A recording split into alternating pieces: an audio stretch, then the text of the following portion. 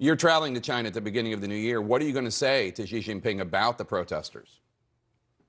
We'll say what we always say and what President Biden has said to Xi Jinping, which is that human rights and basic civil liberties go to the heart of who we are as Americans. And no American government, no American president is going to be silent on that. But this trip early next year follows the president's conversations with Xi Jinping on the margins of the G20 summit that we recently had in Indonesia.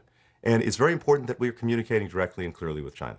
We want to make sure that there are no misunderstandings, no miscommunication, that we have a floor under the relationship. And the president's had a productive conversation in that sense. We want to make sure that there are active channels of communication.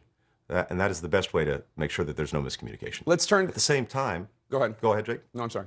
No, just to say, at the same time, we're in an intense competition with China. There's no secret about that. And by the way, there's nothing wrong with competition, as long as it's fair, as long as it's on a level playing field. But we want to make sure that that competition does not veer into conflict.